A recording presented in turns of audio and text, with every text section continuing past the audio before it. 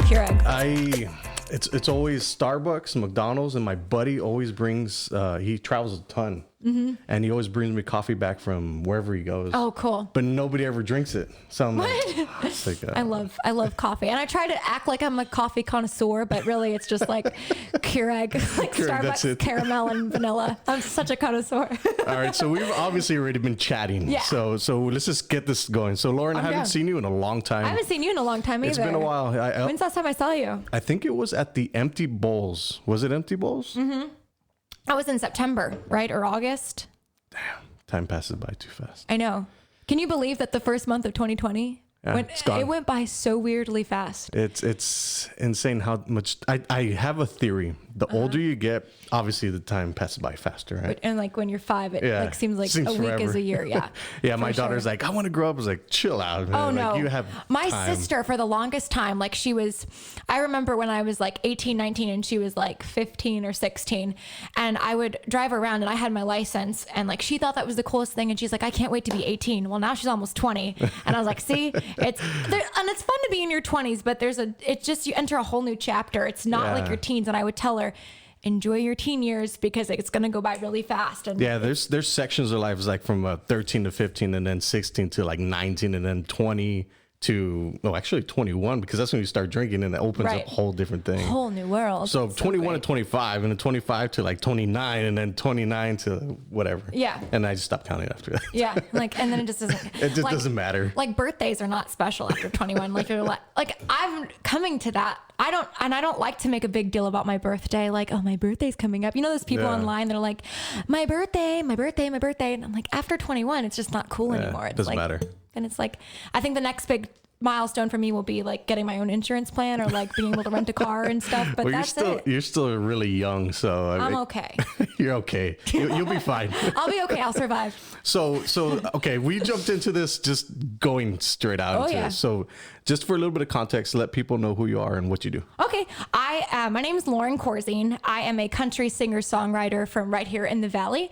I have been performing since I was 18, so it's been a good 6 years now. And I've been in the music industry for 6 years and have really grown and really started my musical career here in the Valley, which I think it's very special to me being from here. I've seen you since you started. Yeah. It's an amazing growth. You saw me. You were one of the first people that booked me, actually. Really? Yeah. When I was when I was first starting to actively book and I was leaving school just to book, you were the one of your band trend. First band. Cool. You were one of the first calls. It's very interesting to see the people that you touch or the people that you, I guess, develop a relationship over time, and you don't really know like what happens in the back end of it. Yeah. So you touch obviously a lot of people, and you just don't know it ever. Oh, I hope so. I mean, that's really why I got into what I got into, is because I like to perform.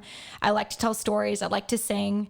I like leading a band. I like doing all this stuff, but I really do want to touch people at the end of it. And it's getting, that feeling is growing more as I get older. Right. And I think the need and the want, the desire I have to write songs that mean something and then have a legacy to leave behind that's going to mean something, that exists now more than it ever has. So yeah, I find it very interesting because I've seen your growth, obviously. Even your demeanor on stage has completely changed. The last time I saw you, you're very mature. Yeah. Yeah, I think like I just remember being 18 and being like, you're not sure because I wasn't. I knew I wanted to do it, but are people going to like me? How am I coming across? Like, do I look fat? Do I look like, am I wearing too much makeup? And you're always thinking about those things. And then you get to a point where like, man, I just love doing this so much. And then after you've met so many people and you've really connected, and I think that really just goes away. That fear, it's completely gone now. I don't even think about it. When did that shift happen? I would say like 2 years ago. Okay. What was it? I think you just hit a point where you don't really, and I can't say that I'm completely over it, like not caring what people think, but I just started traveling more and going more places and exposing myself to more artists that are like where I'm at. And when I found people that were, at my they're at my level and they're growing artists, independent, they're doing the same thing I'm doing. It's like, I have people to relate to. I'm not the only one going through this, and I'm, all my work is being put on, like public platforms, and I do that to myself. Yeah. And so knowing that I'm doing it to myself, and then finding other people that are doing the same job as me really helps.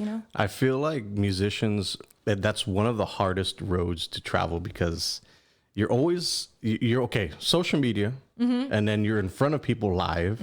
So it's like, you have to deal with the people online, and then you have to deal with the people offline. Yeah. And then that public relation, it's a very exhaustive job. It can be. I think there's more good than bad, but when there's a bad day, like, like let's say you post a picture and someone's like, oh, I can see your armpit stains, and that'll like ruin your day. But then you're like, but then someone will write a really nice comment and say like, oh, I heard your song on the radio here in Lampasas and it was so great. That will make your day, and that makes everything better. So I try to remember that. But there are days where I see comments and I'm like, really? Yeah. Really? Do you like you get defensive, but you can't, because I think when you choose, especially like with what we do, and you put yourself out online, you can't really say like, that's not fair. You're not supposed to say that, but you put yourself out there like that. So Yeah, that's true. I don't know. I feel it's very easy for a girl to grow on social media versus a guy. You think so? Oh, yeah, definitely. Especially a pretty girl. Oh. So it's very difficult for a guy like me to talk about digital marketing. What? Digital marketing is boring. No, I need digital marketing. So digital marketing for the average person is very boring. It's a very boring thing. And I feel like... No, it's not. I think it's so exciting. It's exciting. Well, you're probably one of the exception, like one of the 1%. Well, I mean, I work in social media. Yeah, you work in social media. So social media is such a huge thing, especially in your industry, because you have to be in front of a lot of people. All the time. So you're obviously your demographic, I would assume it skews to a younger demographic. Depends on what platform you're looking at. Like my Spotify's all male pretty much, which surprised me too when I looked at the demographics, and then Instagram is pretty even. I haven't looked at my Facebook once. I don't know how to do that. You probably do. Yeah, there's the business stuff. I haven't done that. I mainly just go on like make a post, make an event. It's very interesting because I find like, are you on TikTok? No, but I watch TikTok. You need to be on TikTok. I'm not funny enough for TikTok. It doesn't matter. I'm also not funny enough for Twitter. I have no business on that site. So, I'm not interesting enough. Yeah, if you're into marketing and advertising like that, you need to be on as many because you're on LinkedIn. Yeah, which is very interesting. I didn't know this. You can really get a lot of work done on LinkedIn. I didn't know. I totally underestimated the power of LinkedIn until 2 days ago. I'm doing a gala for Blue Sunday. I'm not, let me reword that. I'm on the committee for a gala we're doing for Blue Sunday in May 2nd at Las Palmas Race Park. And I met a guy through there and he's going to come. And I didn't think through LinkedIn I could meet anyone that would want to be a part of anything. So it's really cool. It's very interesting because LinkedIn is behaving like Facebook. Now you can create content, you can upload content, video content, all that stuff, and it's very organic right now. Yeah, it is. So, and the cool thing about LinkedIn is you can talk to the CEO of the business. You can. The decision makers. That's kind of like that.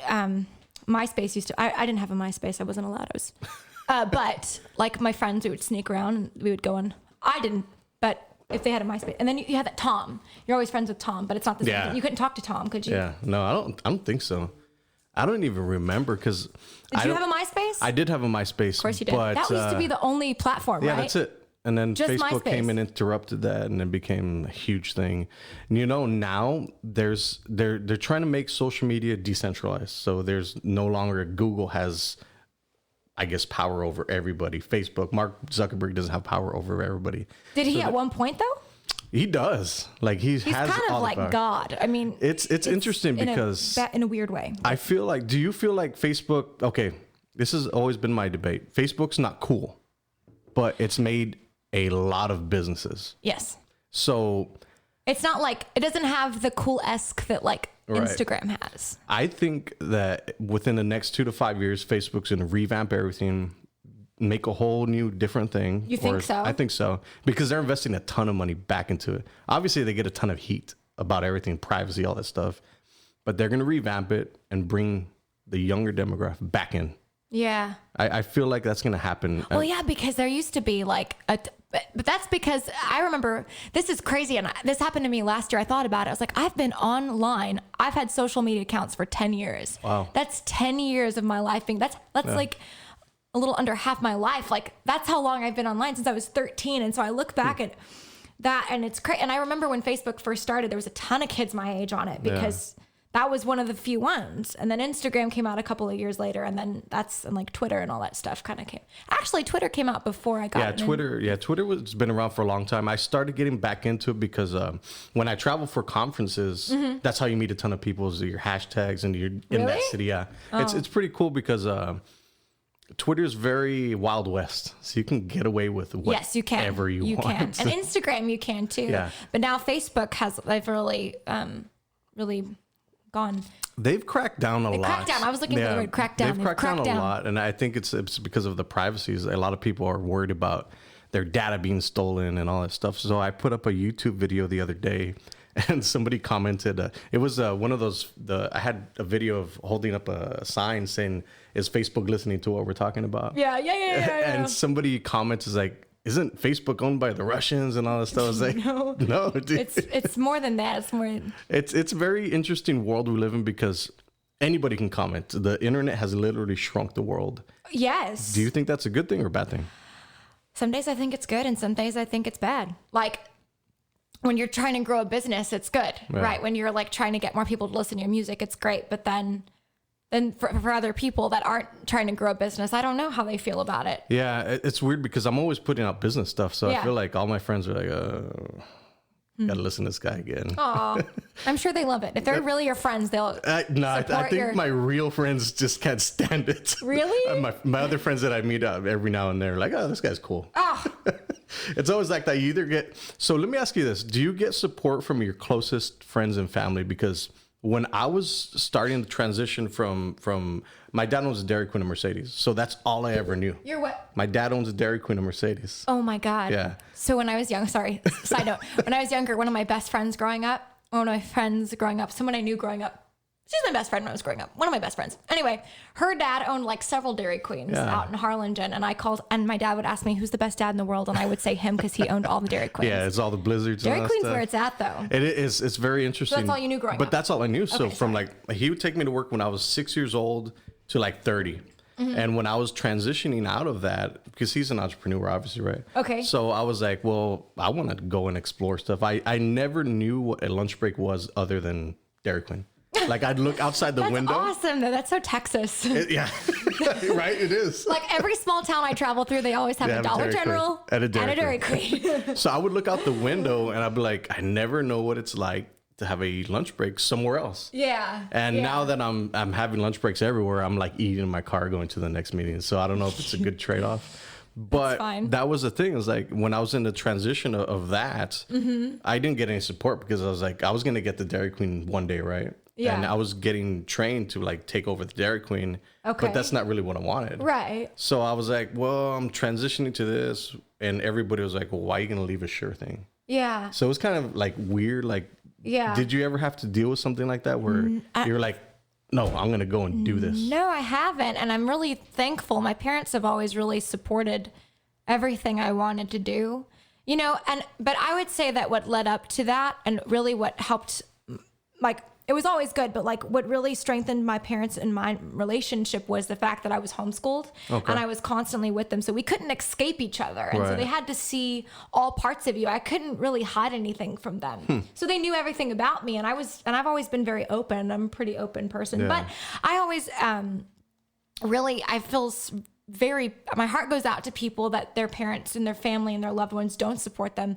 That's terrible. I hate hearing that because you only get 100 years on this planet. There's no time to be wasting time doing what you don't want to do. Do you think it's the mentality though? Like I want to say, because obviously you travel now, right? Mm-hmm. So have you seen the mentality here in the Rio Grande Valley versus elsewhere, like in Nashville? You know, it's funny, like people say that.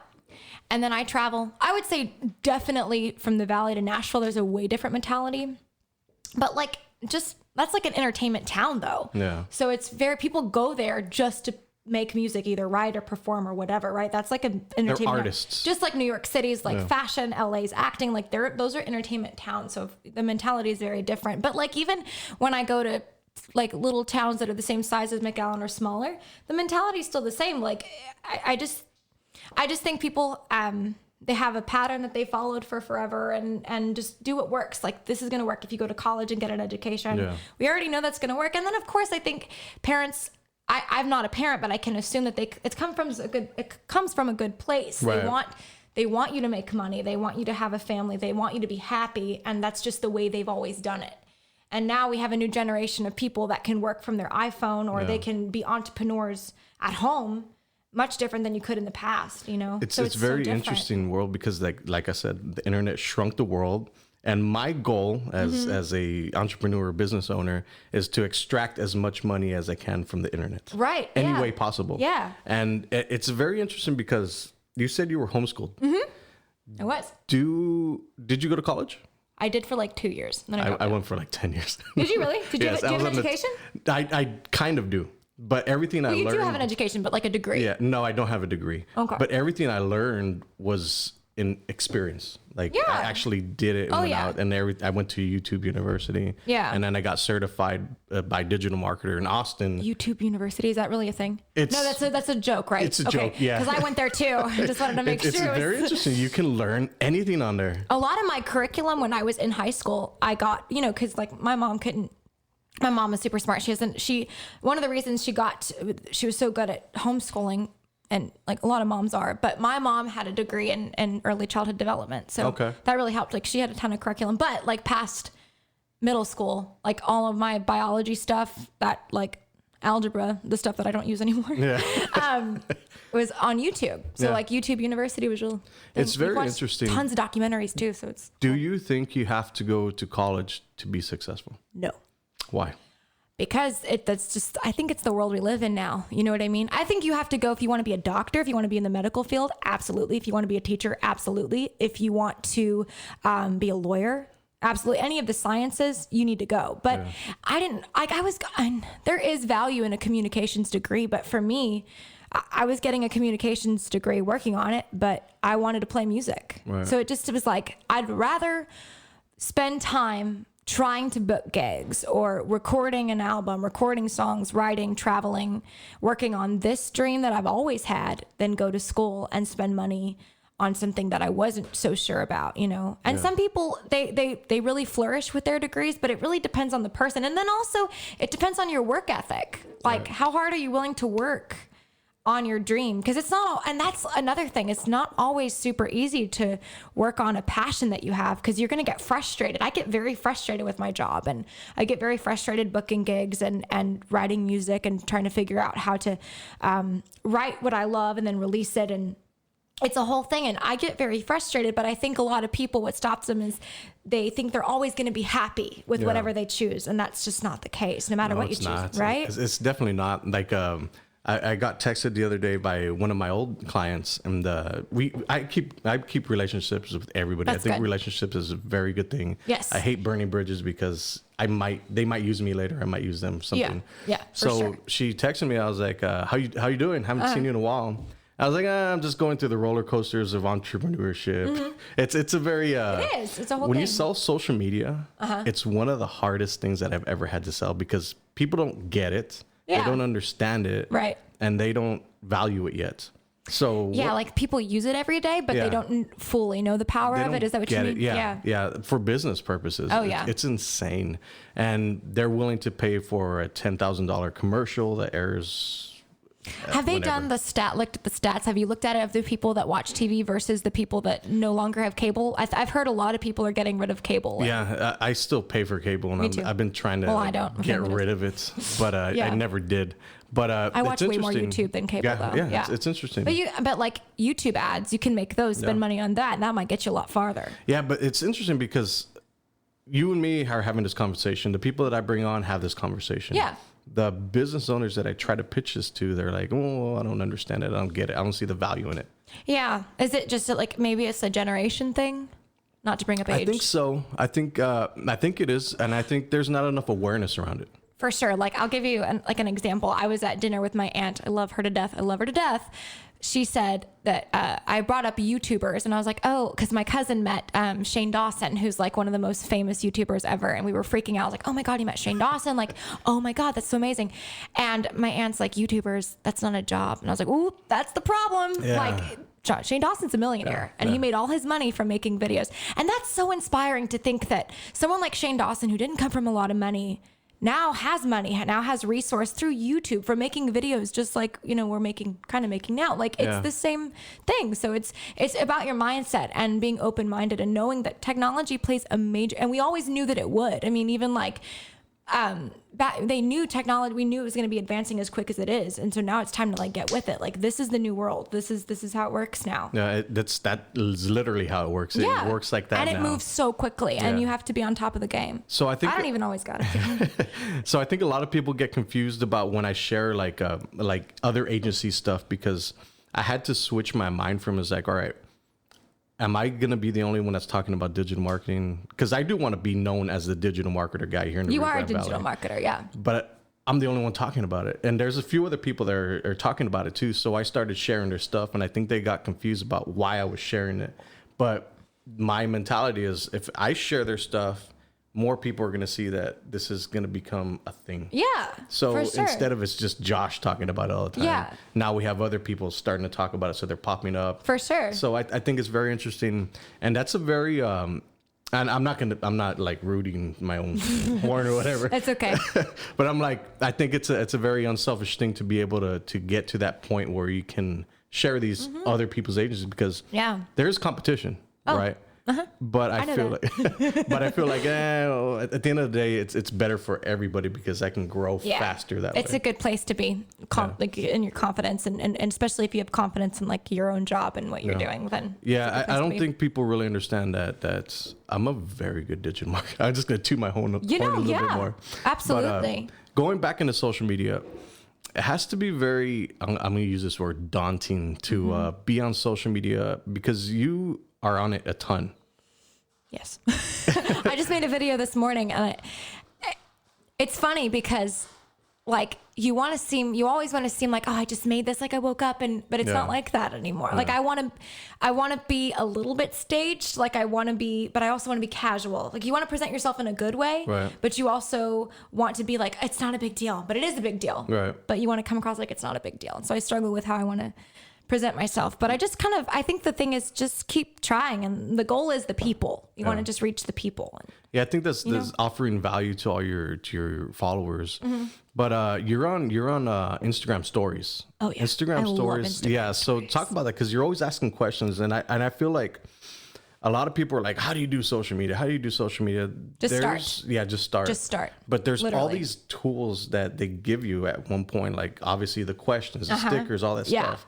I mean, talk about that, because I think you're doing it right. And how many questions do you get? Because I get about 60. Nice. I don't post all of them. Yeah, I There's can no imagine. need to post all of them. Yeah. This one guy, I didn't understand this concept of like a foot fetish, but I didn't understand. So this guy was messaging me, and he was like, can I get pictures of your feet? And I was like, why? That's so weird. Like, and I was like, no, just Venmo me first. I was joking. And then everyone's like, would you seriously send someone a picture of your feet? And I was like, no, I didn't get it. Yeah. Now I get it. So now I've learned to, and I think always my fear is if I don't respond, then they won't like me anymore. So I would try to respond to everything, but you don't need to respond to all those messages. But I think if you don't respond, it gives it more of a mysterious thing. Like, all right, I'm too busy. Like, because I feel from your point, and me, I'll try to answer as many as I can. Right. But from your point, you're an artist, so you're trying to grow one by one by one, because I feel that's how you have to do it. Yes. You have to win over people one by one. But at some point, you have to be like, all right, well, there's gonna be a point where I'm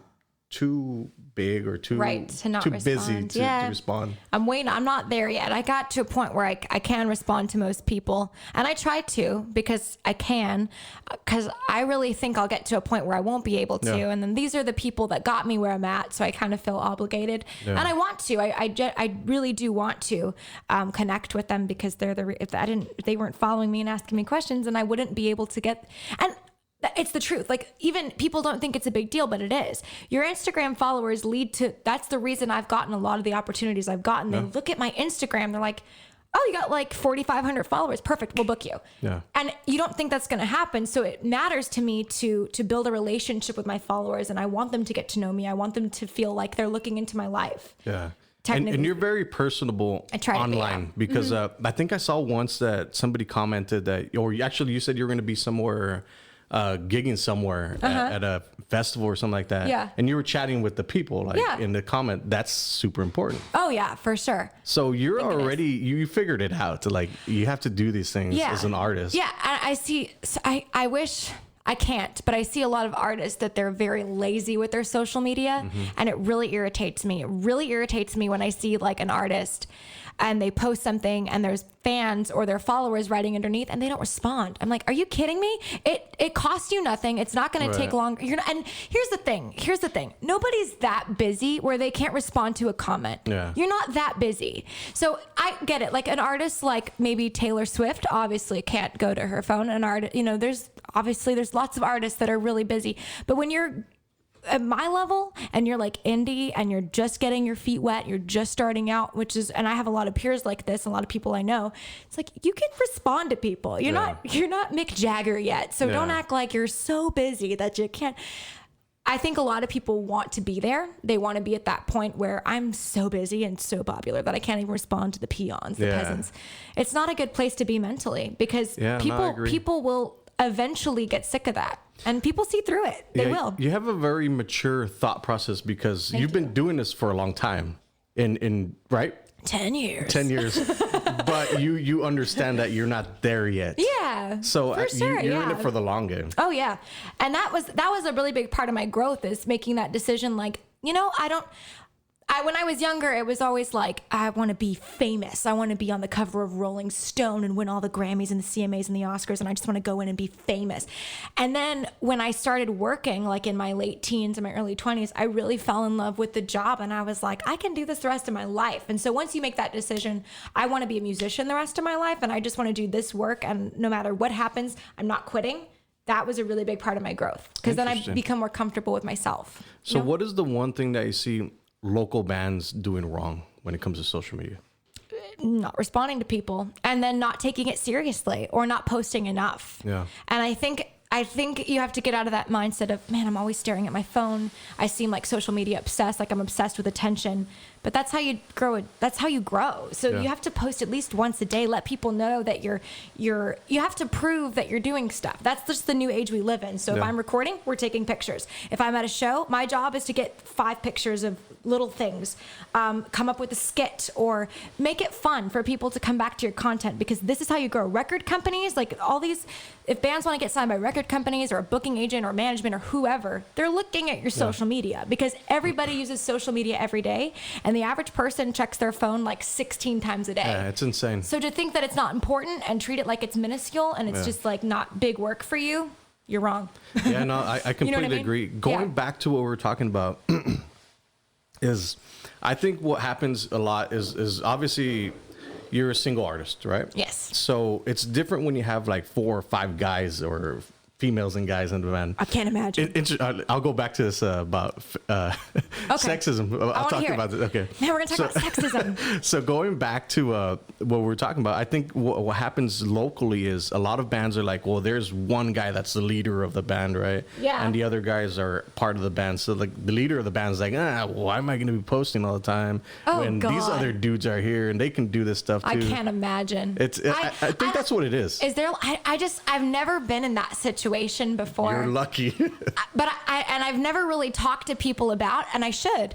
I never really talked about it with anybody about that kind of thing, where there's a band and there's like obligations and who's the alpha and then who's the like all these betas and whatever. Well, it's interesting with Tren when we were starting is I love these guys to death. Of course, so and you've been with them for forever. Yeah, they're like your brothers. So when we were starting out and we started growing and getting bigger and bigger, I was actually a lead singer in a cover band. Okay. So then I moved behind the drums because I just didn't want to deal with being in front of people. So I moved back. Jack of all trades. Yeah. So Greg was also a lead singer. Okay. Jesse was a lead singer. But what we did worked out. It worked very well together. Yeah. But then at some point, the ego started to come in for the guys. And I've always been like, just chill. Like, I'm whatever. I follow whatever, right? Yeah. So I'm not a debate guy. I don't jump into these things. But when I started seeing that, I was like, I started distancing myself away from the band, because I felt it's very detrimental to the band, being that we're so young. Yeah. Like, it didn't make sense. Yeah. Like, why are you going to be like ego? So I think after years and years, they started seeing me pull away, and I started being more real. I was like, hey, dude, like, why are you doing this? We're having gigs over here in Iowa, and you're like, all these opportunities are coming up. Yeah. And a lot of people, ego's coming out. Like, I always think about that, like being really grateful for what you do have. Like, I mean, and I obviously, like, I struggle with this, but at the end of the day, the goal for me is to try to be grateful for the opportunities that you do have, especially as a band. Like, no, we're not headlining these festivals yet, but right now we have this, you know. But going back to the ego thing. Yeah, it's. I think ego is a great killer of bands, because we could have done some amazing things. These guys are probably some of the most talented people that I've ever met. Right. Let me close this door. Getting her vacuum. Who's vacuuming? It could be a he. We got a. Sorry. It's not a he. Okay. It's my dog. Or is it the Roomba, like a really, really loud one? No, I don't have a Roomba. I can't. We have a lady cleaning. Okay. Could be a man too. Could be a man. Know. So going back to the sexist thing, I work with a lot of businesses, right? Okay. So one of them, I'm not even going to say what industry it is, but we pushed out a Valentine's special. Okay. Right. It's the food industry, right? Restaurant.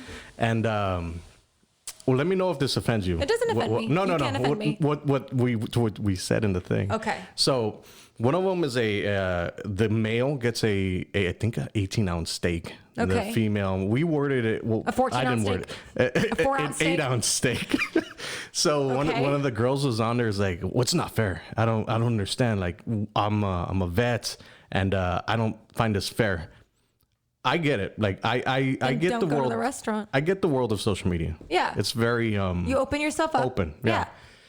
So I think whose idea was it? It wasn't mine. The ounce idea. Yeah. Was it based on like customer data and statistics on like what because people it's a restaurant that caters more to the male demographic. Okay. So in his eyes, obviously there was no ill will towards it, right? But we just figured like, let's just push this out. Usually 90% of the time there's males and females that go out to restaurants. Yeah. But now we have to navigate these waters that's very, keep it general. Yeah. I guess. So it was very offensive to certain people. And some people, once that one comment started, more comments started.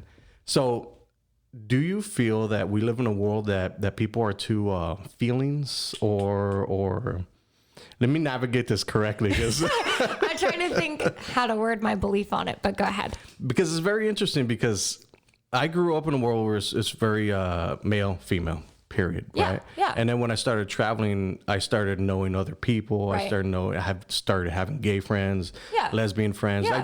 I don't care. I don't care what people do, as long as they're good human people beings. And they're not your friends. Yeah. I don't care. But I feel like you have to be politically correct nowadays. Do you feel that way? Yeah, to an extent, yeah. I think so. And I think especially when you're working in mass marketing, that's kind of the thing, is like you have to, what's going to appeal to a lot of people, and it's hard to figure out what that's going to be. So like in the case of the steaks, it's like you don't know if it's going to be offensive or not. Yeah. It's very, because it didn't dawn on me. Like it did when it was worded the way he worded it. But I was like, we're going to do it anyways. Like, let's just see what happens, right? But it was very interesting to see that, because I think what would have been cool is if maybe you draw attention to the comment. Like, do you guys think this is sexist? And like, that's kind of how like Gillette did that big razor ad and that went viral, because, and I don't even know if a lot of people were complaining about it, but they just were like, people are complaining about this. And I don't even know if people were as much. I don't think people care about razor ads as much as you'd like us to, Gillette, but you know. No, I completely agree. I completely agree. I just find it a very weird world that we live in now, that social media is giving a voice to everybody. So my question is it a good thing or is it a bad thing? I would say it's a good thing. I think we're in the very beginning process of social media and people like learning etiquette of commenting and like what's too much and what's too little in the world of social media. You know what I mean? Yeah. I think over time, people will learn to be more articulate and learn to when to not write something, because what we know is that no matter what you write, everything you write stays on there forever. Right. I can show you my statuses from when I was 13 and the sad, stupid things I wrote that you can find if you want to. So it's just a matter of people being mindful of, is this something I want? Is this the comment I want to be known for? Is this the post I want to be known for? You know? Yeah, your image your reputation online is a huge thing, because a lot of people are looking at it. By the way, I see nothing wrong with the steak ounce thing, personally. It's funny. I don't need too much red meat. Yeah. I don't need it all. I started a new diet. That's the carnivore diet. Kind of like keto. Okay. But more meat? Meat. Okay. Turkey, chicken. How's it going? I'm on day 5, 6. That's Okay. what the black coffee. Cheers. Have you I'm heard of- surprised you drink black coffee. Oh yeah. Well, I'll drink it with. I mean, don't get me wrong. I like a good Starbucks like cream and like. I like a good caramel macchiato from Starbucks. Or, I just talked about that yesterday. yeah. Yesterday, It's not coffee, I know, but it's. when I was driving my daughter to school yesterday, Mm-hmm. I asked her, "What do you think I should have for coffee? Should I go to Starbucks or Moonbeams?" And she's like, "Starbucks." I was saw like, that "Why?" post. It's very interesting because she's growing up in a world where her aunt loves Starbucks, and her family, all of us drink Starbucks. Yeah. So it's been like ingrained. She sees Yeah. YouTube challenges Starbucks. So without even worrying about it, like with second thought, like Starbucks. She's never tried Moonbeams, even though it's local, right? Yeah. So I was like, I tried to pitch it to her. I was like, hey, well, it's a local brand. You got to support local and all that Yeah. stuff. No. And she's like, no, I don't care. So Man. what do you think about that? Because That's it's a interesting. very interesting take. Because That is very interesting. I feel like one day she might get to the point where, all right, I'm going to try local. The mind shift. I watched a whole documentary on marketing towards kids. Talk And about it's that. really sad. Like when I'm at the store and I see kids screaming for Snickers on the floor, I don't blame the kids. I really don't. It's those companies. They have really good advertising. They have a lot of money. And Yeah. I mean, I remember being a kid and like those breakfast cereal commercials used to be a really big deal. I don't know if you like remember the breakfast cereal Yeah. commercials from the 90s, and it was like part of this complete breakfast, and it was like really bright colors and lots of images and stuff, and it made it more enticing, and we were just inundated with that all the time. It was like Disney Wonder Balls and Trick cereal, Yeah. and that's all I wanted. Yeah. You know, because I watched TV, and that became like, you just think about consumerism. I mean, I love this stuff, by the way. Like, this is Awesome. yeah, Good to talk about I know, this. yeah. And like, you think about the start of consumerism, like the big boom in the 50s and stuff. When you go back and look at, this is me like paraphrasing all this, but there's a whole history to this. And you go back and look at those old ads from the 50s when the economy was really booming. It was after the war, and you see those posters for the toasters and the vacuums and stuff. And then now we're here to a point where like we're inundated with ads, and especially we have screens with us all the time. So it's really hard to push. It's hard to push a brand that doesn't have as much money for advertising as Starbucks, because Starbucks is in every movie. Yeah. It's in every song. It's every ad. They have. It's like a global company, so it's hard to fight. You know, if you have a Starbucks in your local hometown and you have like a local coffee shop, it's hard to, especially if you're a kid and you're watching media, you're with your friends, they're watching media. It's hard. Yeah, it's really hard for very kids. interesting. So the cool thing about Facebook, Instagram advertising is now these smaller budgets can be pushed out between McAllen, Edinburgh, wherever, Mission, right? Mm-hmm. And it's really leveled the playing field for marketers like me, marketer and advertisers like me, because we can reach a ton of people at a lower cost versus radio, TV, whichever. Yeah. So I never knew this. Well, I did know this, but I just never put it into practice. Okay. So there's two different things with advertising marketing is your production costs, which people would just pay one thing for, and then your advertising buys, which is the advertising buy goes on TV, right? So Okay. I never knew that. And I think this is one of the things that's helped me become successful, because I'm not from that world. I just learned it. I jumped in it and I started getting certified. So what I did is I married the two. Like, I'm going to create the content and I'm going to advertise it. I just put them in one umbrella. Yeah. And all along, I found that other agencies are just doing creative. They're posting. That's it. So there's a huge gap between what I do and what they do. So they're just marketing. They're pushing content out. But you're a content creator. Content creator, and I'm advertising it. Right. Out, And both creating are very important. It's very Yeah. important. And I think that's a huge thing, is that I've seen a lot of agencies come up and they die out real fast, because I believe that's the advertising part. They don't understand the advertising part is because the advertising is what pulls in the customers. Yeah. I mean, Facebook dropped engagement for business like 3 years ago. I don't know if you know that with Cambridge Analytica. I tried to push, I had a music video that did not, I put it on Facebook. I don't think it, and I never want to blame the platform. I think you always, as a creator, you go back to what you created, but I didn't think the video went out as far as I wanted it to go. Yeah. And I pushed it. I mean, I paid a good chunk of money to get it put, and I was like, that thing went nowhere. Well, the cool thing about that is now Facebook has, it's called through plays. So there's different options where you can do 2-second continuous views or a through play, which is a 15-second view. Oh. And the cool thing about the through view, I guess, option is you're going to pay more per se, right? And you're going to get a better customer. Right. So this is the one thing I've been trying to tell a lot of my clients is like, you're going to pay more for your CPMs and all this stuff. Yeah. But you're going to get a better quality person that's watching this stuff versus the 2-second where it just goes out blasted to everybody. I see what you're saying. So that's what I'm trying to educate people. Is like, all right, pay more. But I fall to the latter. Like I just want a bunch of people Yeah. to see something, and that's not necessarily like targeting is very important. Yeah. Like who's looking at your content? Exactly. Yeah. Interesting. But it's also interesting because you have to have those numbers as an artist because people are seeing this record labels and stuff like that, right? All the time. So you're playing a fine line. I mean, even when you don't think, like, even when you're not seeking out record companies, they're looking for the next best thing. They Google all the time, like, young independent artists, you know, like I shouldn't say like young, but independent. Anyway, but like independent artists, you don't know who's looking at it ever. Yeah. And these are all public. I make music, I put it out there. You don't know who's looking at it. So you have to make sure. Spotify streams are a whole nother thing too. Like people look at the Spotify streams. If you if you have less than 1,000 on Spotify, it shows like less than 1,000 plays. Yeah. So it's like monumental if you can get your top 5 songs above 1,000 without. So how many platforms are you on? Like my music or social media? Your music. Music. I use a program called CD Baby, which is like a music publisher. It puts it on lots of platforms. So that's a service you pay for with like every song or whatever. Interesting. album. That's what I do with my podcast is I'm on Anchor app. And it puts it on like iTunes. It puts and it on Spotify. iTunes. I think I pay for iTunes. I'm not sure because I get a charge every month. Apple. But I'm just Apple like, does that. whatever. Do you have this thing like where I subscribe to like a ton of apps I don't use, like, or I use them for a month and then I forget and then I get my Apple bill. I'm like, what are all these apps? And there's like, No. Okay. Then that's me. My buddy just texted us the other day, said that his son, which is 3 years old, just ordered a $65 game. Oh no. It's like, dude, it's your fault. Yeah. But Passcode. anyways, yeah.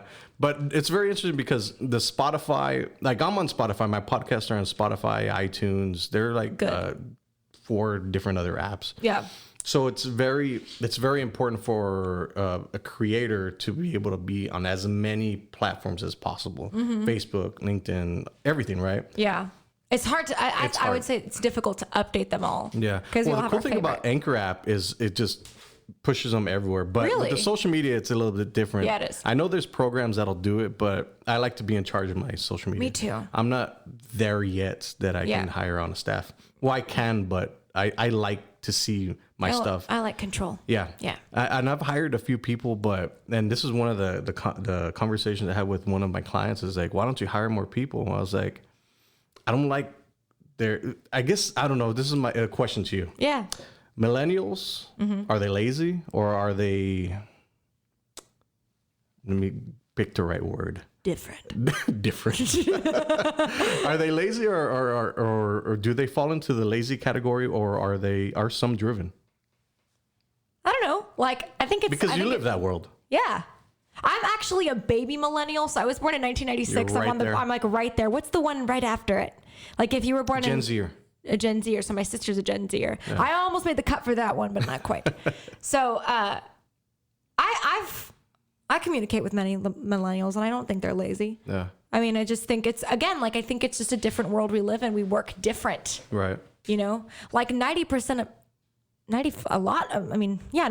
my job requires me to stare at my phone answering emails. That's my job. And I don't think people understand gigs. that. Yeah. I go out to gigs and I work. I mean, I'm in spotlights or under lights or we're hauling equipment everywhere. I mean, that's part of my job, but a large part of it is getting people to try either booking, like email booking, calling, texting, all that stuff, or social media. Yeah. And so it's just, yeah, like right now I don't get paid for that work I do on my phone, but I'm investing in my brand. And I think like there's a lot of millennials that are entrepreneurs, but I think every generation had their set of like lazy bums. True, or you know what I mean? Yeah. I don't know. That's what I always say because there's a lot of lazy people in my generation. So it's just Are you a millennial? I'm a millennial. Yeah. I'm right at the cusp on the older parts. You're an elder millennial. I'm an elder millennial. Thank you. You'll see my white hairs that it was. No.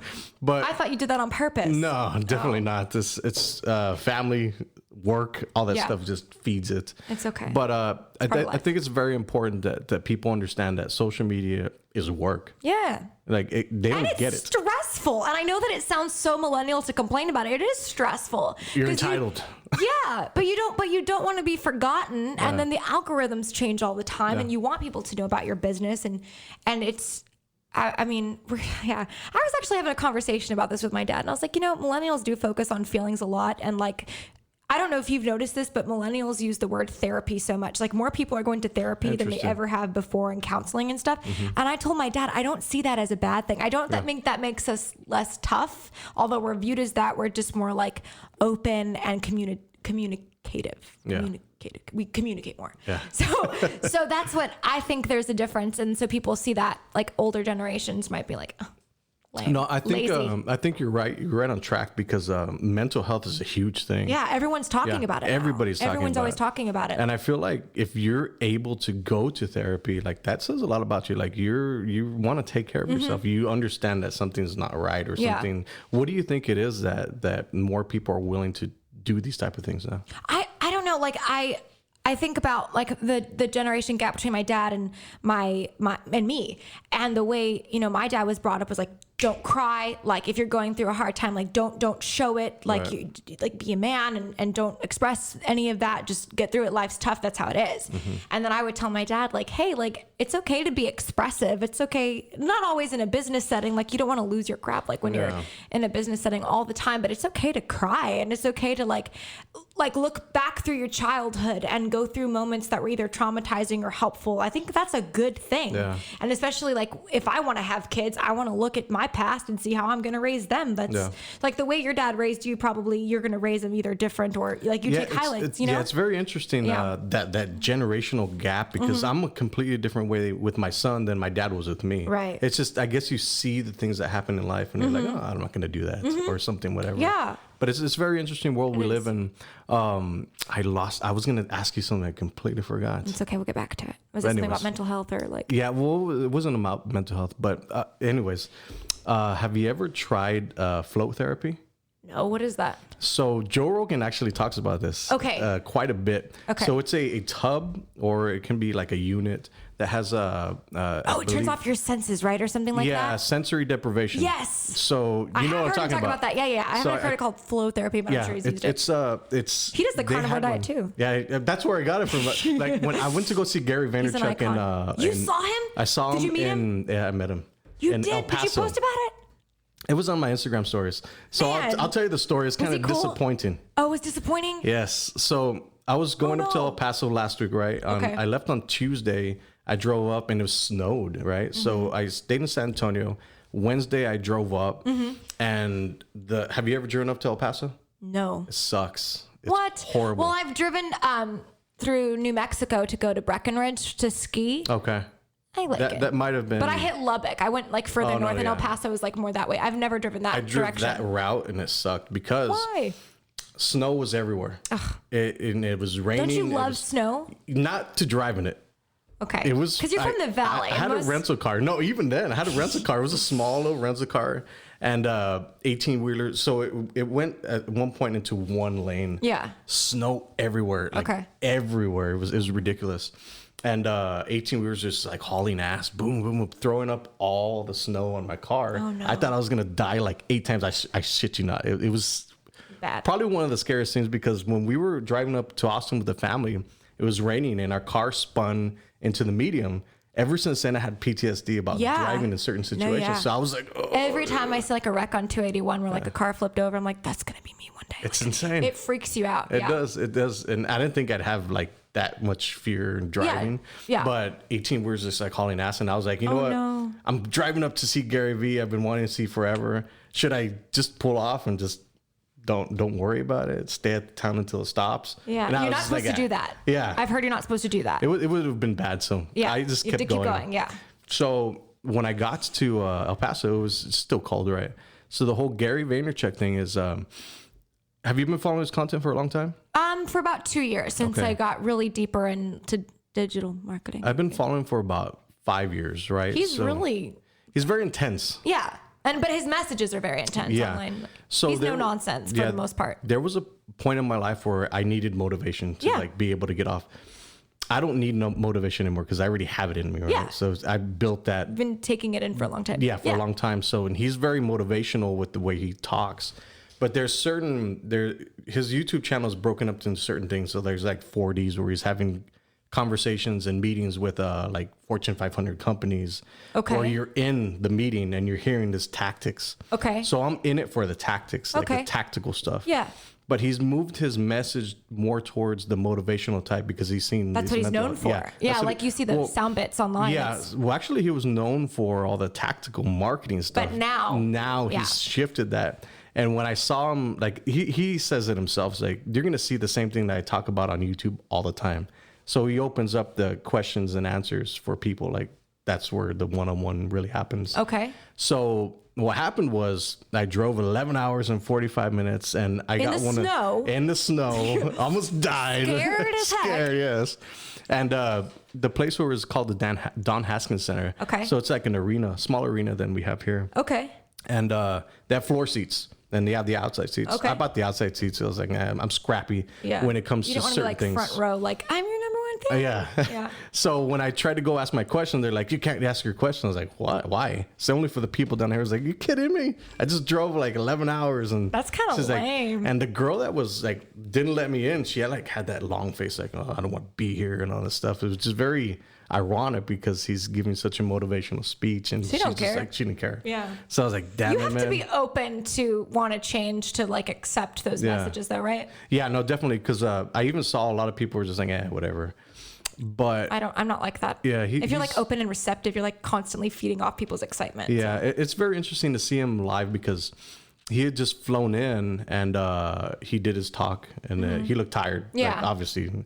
But he was giving his talk and then he jumped into the question and answers. Yeah, it's probably I mean, my dad's a preacher. So like when you go see other preachers and pastors, they have like 5 sermons that they recycle and those are their best 5 sermons and it hits every point and they get a lot of crowd reaction. Those are the 5 that they're going to do. It's probably the same for like they have their spiel down kind of thing. Yeah, but with somebody that creates as much content as he does, is like he's saying the same thing over and over and over and over again. That's why I find it very interesting. Like, I'm not complaining, but I'm feeling like obviously the people that implement what he's doing, aren't getting the love that they got, I guess. No, I know what you mean. Right, because I think as a content creator, as you putting into to play all the things that you learn from these heroes and all this stuff. Yeah. Like, all right, we're doing it. Yeah, he was the one that I got the respond to everyone comment. Oh, nice. Yeah, he did this big talk. It was a phone call he did with a 20-year-old and she was saying, I feel like he said this 20-year-old girl was talking about how she was very envious of Kendall Jenner. And I think I heard that one. Yeah. And he was like, you're not Kendall Jenner. Yeah. So you're going to have to work like you're not Kendall Jenner, you know? And he's like, it's okay to be 20 and not be a billionaire. That's okay. And that's actually normal. So it's okay to, and that was really inspirational, but he was the one. I was watching like some little side video or something and he said you need to respond to everybody. That's really important, especially like on Twitter and stuff. So yeah, it's very interesting. Back to your story. Yeah, so I found it was like I left as soon as she told me that I couldn't like ask my questions. Like, man, I've been thinking about the perfect that's question. Kind of dumb though. Like, these are the elites. Yeah. If I had known, I would have just paid for it. These are the chosen. Yeah. You know, it's cool, and I thought this was cool. Obviously, I'm a huge Taylor Swift like lover. I'm a Swiftie, and I used to hide it for so many years because I was told like, if you say you love Taylor Swift, you're going to constantly be compared to her, and then you're probably never going to make it because people are going to be like, oh, she's just a Taylor Swift wannabe. Right. But I'm not. And I listened to Taylor Swift my whole life, and she got me through like my hardest times in middle school, and I remember that, and I really connect with her. I think she's brilliant. I think she's a wonderful business person. I think she's a wonderful writer and a wonderful performer, and I could talk about her for forever. But I saw her concert for the first time in 2015, and her mom, her mom's name is Andrea, and she would go out to the whole arena. This is at Minute Maid Park, and looking for fans to put on stage, like on the finale number. Not just the floor seats, but like, you know, people in the nosebleeds. And I think that goes back to no matter what you paid, you're here to support me. Right. You know what I mean? Yeah. And it's giving back to the people that follow you. So it's kind of interesting. Did you see But I wonder who set that up for Gary. Like, was it the arena that set that up or Gary? No, I think it was a third party company. Oh, that put it on. And also that lady could just been having a bad day. True. So I know when I was sitting in one spot, I just moved to the way front. Where I could because, I'm Mexican. That's what I do. That sucks, though, because I would have wanted to ask, especially if it's someone that's influenced you so much. Yeah, for sure. So, but I was like, you know what? I'm going to meet him one day. So I'm like, I'll be his competition anyway. I can afford to be able to like do these things. So that's the cool thing about working for myself and working in this industry is that it's afforded me to be able to travel and take a day off and like not. Well, I don't have days off. Oh, I mean, I don't either. Me neither. But I think that's important because we were talking about this off camera. It was like, I'm a business owner. Right. I don't know when to stop working. Yeah. It's hard. No. Well, I know when I want to, I know when I would like to, I just want to go binge watch Netflix now. But I think in the back of your mind, you're like, I shouldn't do that because every moment I sit here and I'm not doing something that I'm getting behind. Yeah. And then people are forgetting about me and then I'm just getting older and uglier and then no one's going to want it's kind of rooted in anxiety, but whatever. Yeah. But yeah, I see what you mean. Like you want to relax, but then you can't because I don't want to get behind. And then I like working. I like knowing that I booked the gig. I got my song on this station. I am going to like a new place. I'm constantly thinking about that because my job's, and like you, like it solely relies on how hard I'm working and how hard I'm willing to or how far I'm willing to go. You know what I mean? Yeah, exactly. I feel sometimes like I feel guilty about watching long episodes because like I could be doing something else. Like going for a run or making like a carnivore diet meal. Meal prep or something. Something like that. Yeah. But it's very interesting because I feel like a lot of people deal with this, but nobody ever talks about it. Yeah. So I feel like it's not necessarily a bad thing. Yeah.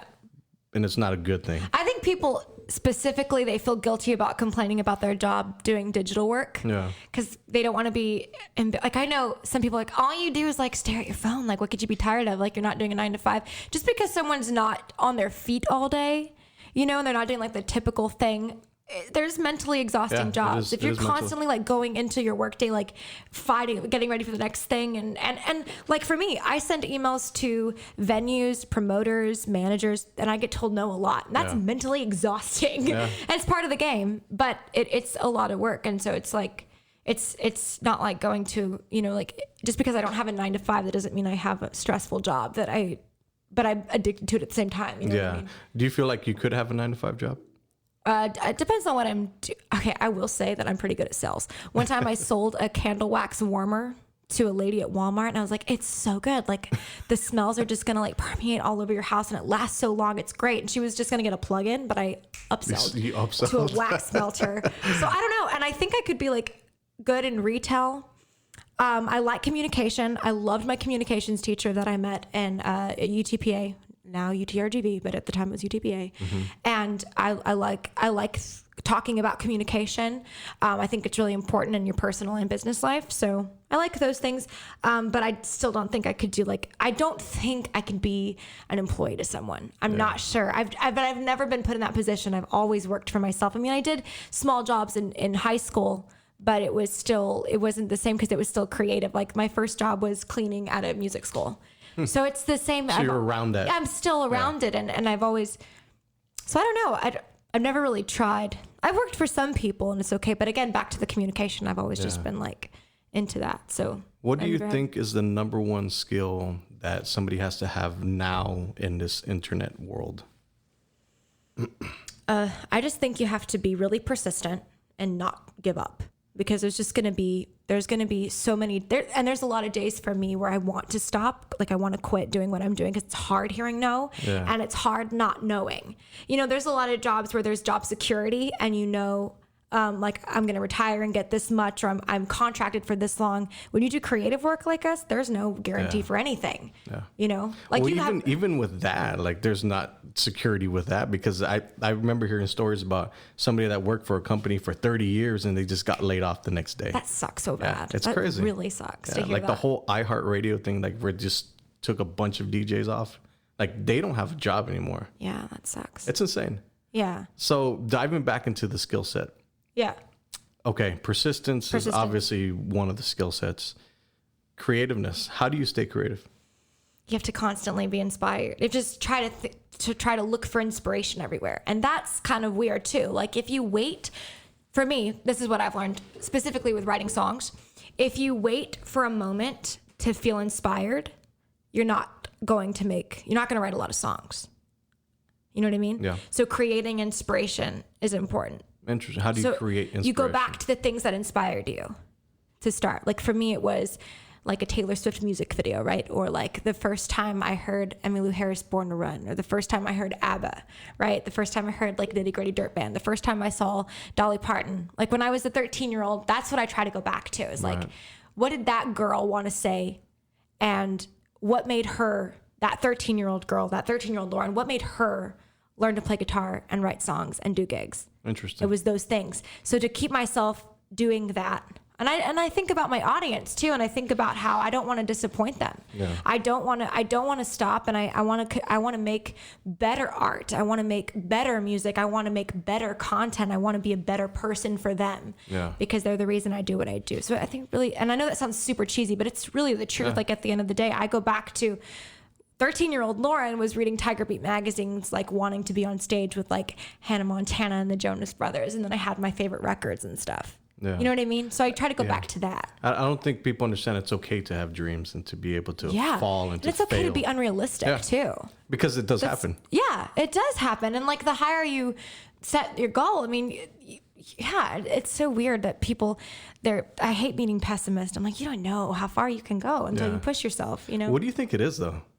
I just think do you think social media has, I guess, blanketed certain people? Because for me, when I was starting, I was like, well, I've never had the problem of posting. Okay. But a lot of people do. What do you mean? Like, okay, so nobody's going to share their life. There's a huge thing where people like just go on here and start posting about your life, about what you want, right? Yeah. There's a ton of people that will not even do it. Why? Because they just don't feel comfortable. They've gained weight.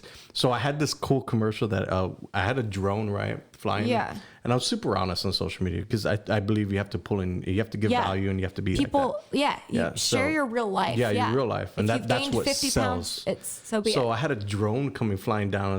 And I was lying down in a field, and I was talking about that you need to just post and get the stuff. Like for me, I could be very aware of like how I gained weight, but I'm still gonna post because I have a business to go. Like it doesn't matter at the end of the day. Like you work for the business. You work for your exactly. So touch on that because I feel like coming from a girl's perspective, y'all are more in the eye of everybody because for a guy, if he gains weight, nobody really cares. Lucky dog. But for a girl, it's like it's more mentally exhausting because you're in the light of everybody. You have to pursue this image that you have. So touch on that. Yeah, I really struggle with that all the time. I've been like when I was 18, I was 20 pounds lighter than I am now. So I remember gaining that first initial 10 pounds and thinking, crap, no one's going to like me now. I can't post anything. And I would have these anxiety attacks like I can't post because I'm gaining weight. No one's going to like me. And you know what? I did post and a lot of people didn't notice. I mean, I'm sure if you did like a side-by-side comparison, you can see my weight fluctuation. And then I would do music videos or I would do like little movie skits or I would do photo shoots and I would lose 20 pounds and then put it back on. And then, but the thing is, I think you have to get out of your head and you have to realize, I don't think people care. Nobody thinks about you as much as you think about you. Right. And people have their own lives and their own problems. I think what is cool is when you're willing to be open with people and just talk about your day. And I mean, again, like I Photoshop my pictures, not a lot, but a little bit, you know what I mean? Because it's stuff that I put out online. So it's still stuff that I struggle with, especially as a female. So it's like this, like you posted your music video. It didn't get as many likes as like my bikini picture did. So that really messes with your mind. It's like, oh no, do I have to look like that all the time to get attention now? Right.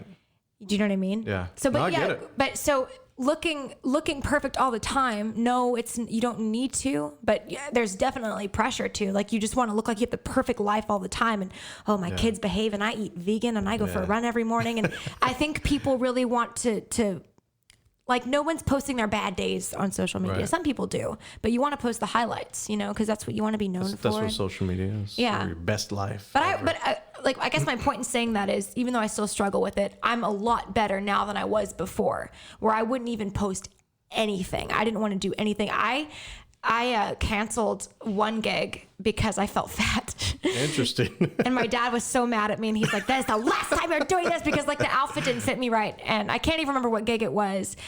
There was one time I was getting ready to do a commercial, and I lost my mind because I felt pressure, even though it's, again, going back to people don't care. People don't think about you like the way you think that they're going to bully you.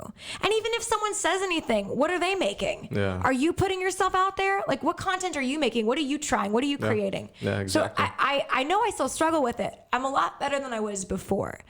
But I've had my fair share of moments where I was like, I'm not going anywhere. I don't want to see anybody. I look ugly. My hair's off, or my makeup looks crusty, or whatever. But it's again, like, I struggle with it. But I'm a lot better than I used to be. What are your diva tendencies? I don't ever leave the house without my makeup on.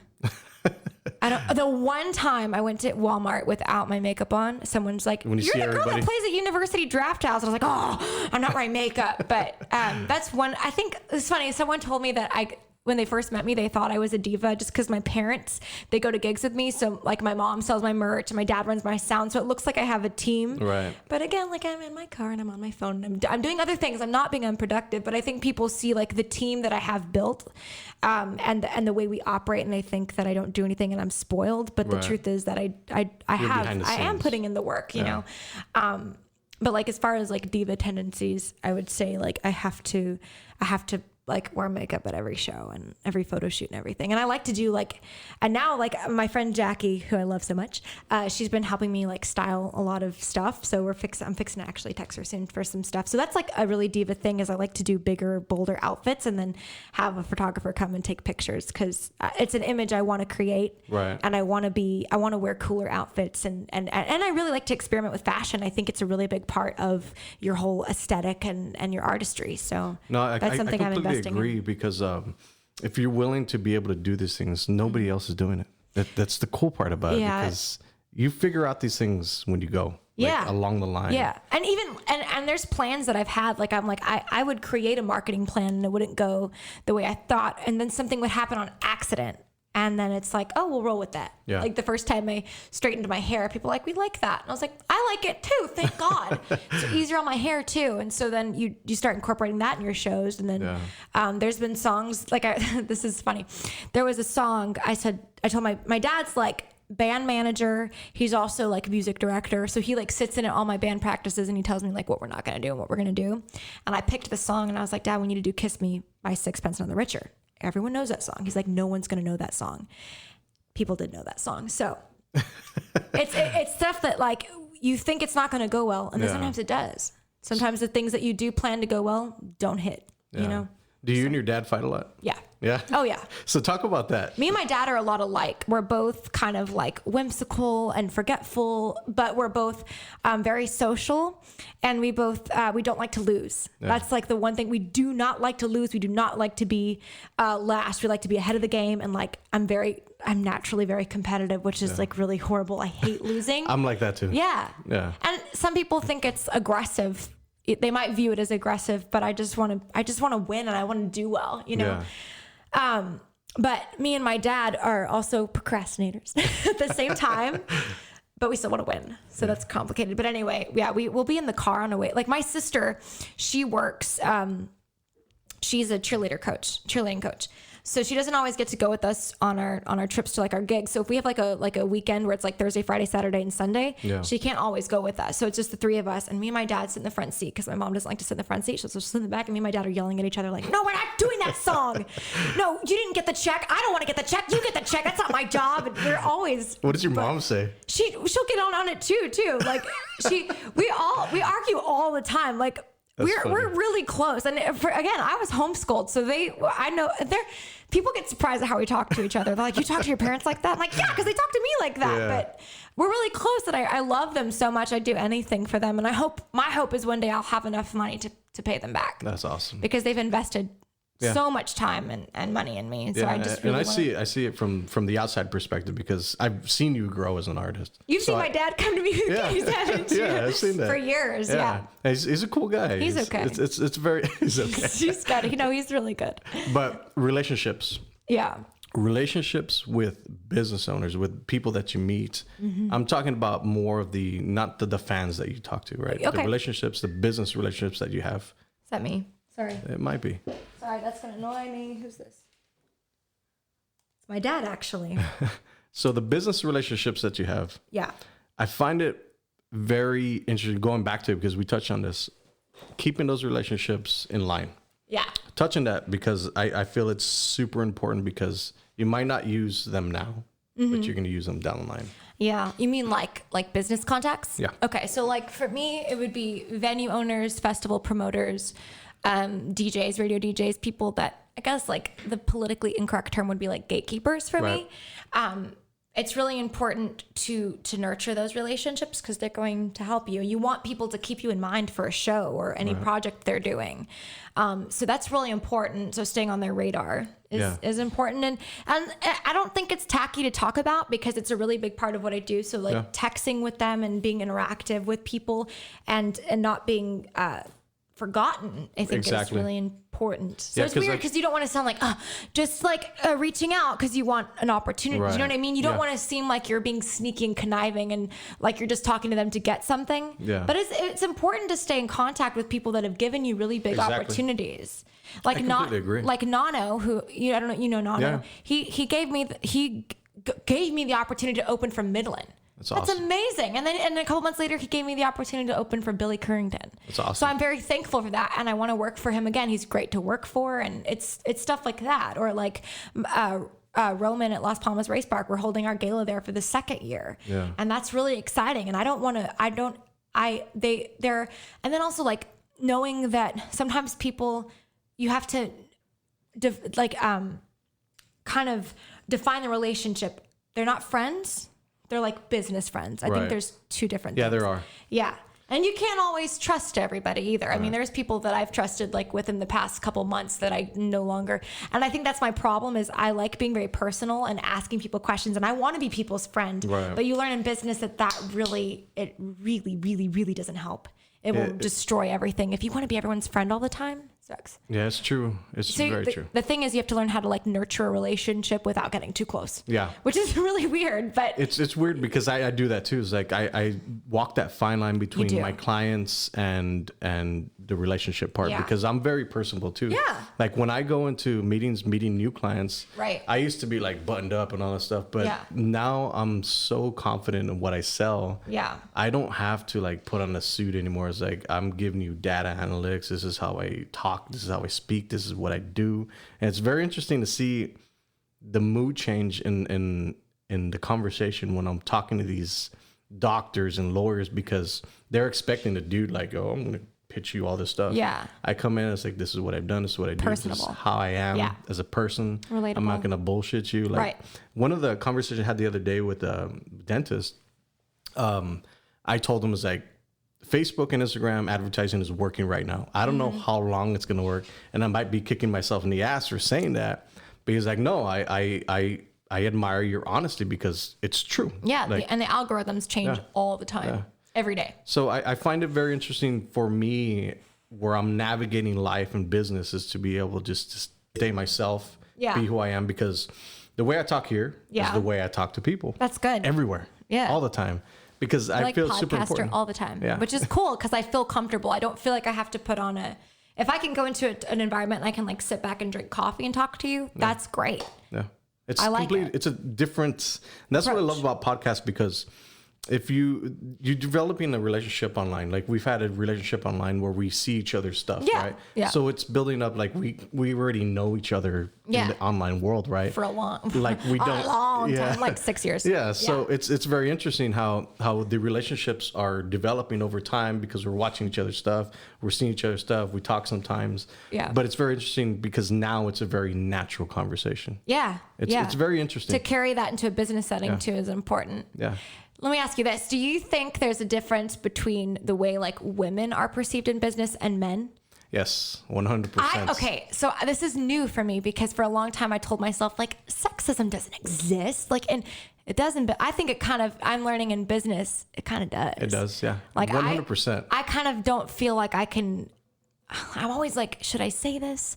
Should I just be nice and agreeable? Like if I go into a meeting and they're like, "You look so beautiful, sweetheart, beautiful," and I'm like, I don't want to talk about how pretty I look. You know, I want to talk about business. But I think in your world it makes sense because a lot of your industry is based on looks. That's true. So it's like that's true. I'm not going to be going to a meeting where like, oh, you look so handsome. Like, that stuff never happens. So it's like. No, I feel sorry for you. I was feeling sorry for me, and I feel sorry for you. Thank you. I push the attention away. Yeah. But I think in your industry and your world, a lot of people in your industry have to use that to their advantage. Like if I was a girl, I'd be going like I wouldn't be in everywhere. A bikini, everywhere. But I mean, I'd be using it to my advantage because I do feel like a girl can grow a lot faster on social media. They can get a lot more stuff done. That's true. But going back to what you're talking about, the sexism, I think that we live in a world where it's very male dominated, where it's very controlled by a lot of guys. Yeah. So I feel like, you know, it's changing. I've heard that it's starting to skew more to women, and cool. I mean, badass. Like more power to the people that are willing to put in the work. Yeah. That's what it is. Yeah. At the end of the day, it's like, if you're willing to put in the work, then you deserve whatever you get. That's true. I think honestly, a lot of this, and it's something that I'm dealing with now. I'm kind of, you know how you believe something for a long time? Like I told myself, I have just as much as a chance as anyone, you know, and then you realize, oh, there's like politics and money and all these things come into play as you start working. It doesn't mean that you have no chance. It just means like, these are the circumstances and blah, blah, blah. Like for a long time, I was like, everyone's the same and we all have the same opportunity. Right. And like with bringing like gender into it, I'm thinking about it now because I've had experiences that changed the way I thought. Right. Like there was this one time that I was like wanting to get on this festival lineup, and the promoter asked me out on a date, and I said no.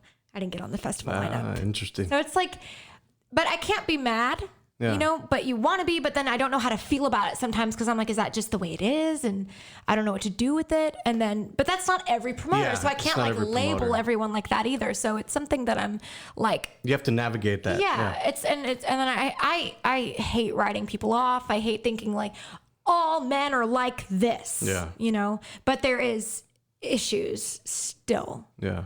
I think. No, I'm learning. You're on the right. I used to not think so, but now that I've had experiences. But you're on the right track because I think if you never experienced that, then you wouldn't know. So I think it's super important that you're experiencing these things along the way as such a young artist, because when you grow more, it's like I've been in this situation before. Yeah. So it's very easy to navigate that down the line. Yeah. So we have. And then also, like, I don't want to come across whiny, so that I'm always thinking, am I going to come? But then I'm like, let me just tell my story. If I just tell my story and share my experience, then I think. Yeah, because you can navigate those things. Like, you can turn that whole situation on another way. I have Instagram story, everyone. I'll expose Ollie. Exploit. So I work with the Children's Advocacy of Hidalgo County. Good and for you're you. about to do something very important for them. Yes. For the Joining Forces Conference. You're going to be there? I'm going to be there. I don't know what to expect. Is it going to be? I know it's going to be eye-opening for me. I'm going to go both days. It's very. You went last year?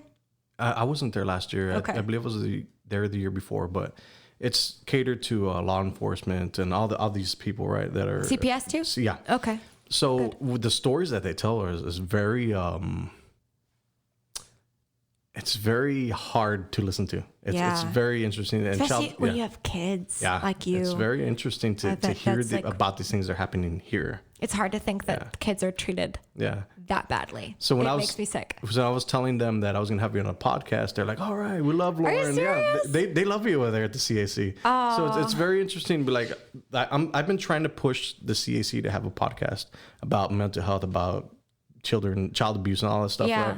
And they're slowly starting to get it like, all right, we can do this, right? Because it's an important topic to talk about. And it amazes me that people don't know the statistics. Yeah, it's insane. It is insane. It kills me that no one knows about it. Yeah. It's a really big deal. Yeah, because these are people that will be leaders, or they're going to be, you know. I have a question for you. Don't remind me about this. You have a question. Okay. I don't know what the question is, but okay. So there's been 1,900 children that were served last year. That's a ton of kids. Served by like CPS? Yeah. It's very, it's because when we started. In Hidalgo specifically, right? Yeah. So when we started the marketing campaigns about 2 years ago, and I believe it was the next year in June where they had seen more cases that month than they had ever seen before.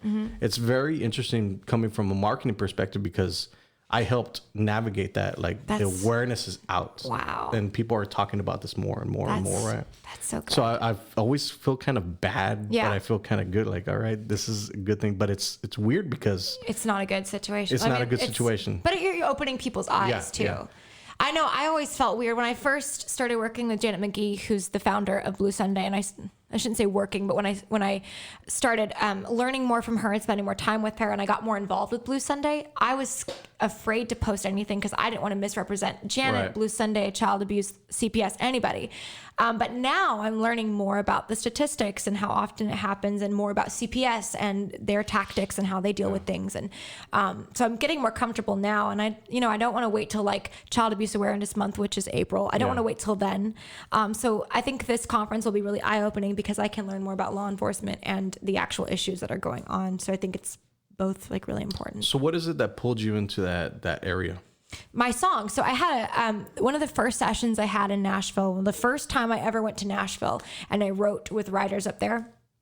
I wrote this song called Lost and Found, and Janet, the founder of Blue Sunday, was one of the first people to hear it. And then she said, I really want to use that song for Blue Sunday. Nice. So there's a video, it's a movie, if you haven't seen it, on YouTube called Removed. Have you seen it? Yeah. Oh, That's the one I shared with the CAC. They're like, oh, get her on. Yeah. Oh my God. Oh yeah. Okay. Yeah. So it was that video. They took clips of that video with my song, and the director, and Janet knew the director and the producers, and they said, absolutely. And they're really cool about it because really it's about the message, and that Removed is so well done. I mean, it's not like, it's really easy to take a serious issue and then make it not well, like low production value. It's not good. They did such a good job. The actors in it were great. That little girl was just amazing. She really conveyed the message so well. So, that music video is what got me involved with Blue Sunday. So now I like travel. I talk about Blue Sunday. I really want to support this cause. I want more people to know about child abuse and how, and not just in Hidalgo County, but all over the United States and the world. Like, look at your own backyard and the community who needs help, who's hurting. I think that's really important because children are really important. Yeah.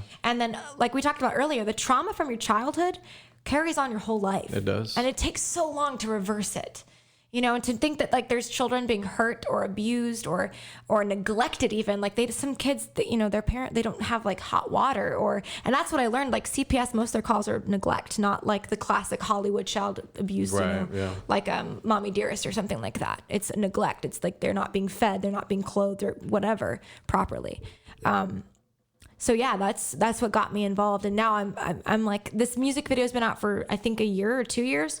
And it's just now that I'm learning more and I'm more confident in posting about it. And now we're doing the gala, which is a big fundraiser for Blue Sunday. So that's exciting. Yeah. But I do want to be more involved. I do want to say more and use my platform for good causes, and maybe not just Blue Sunday, but other child abuse awareness and organizations like that. Yeah, social media has given everybody a voice, and I think the people that have this huge following are responsible, or they have to do these things. I feel like it's like what's the Spider-Man quote, with great power comes great responsibility. Yeah, and it's true.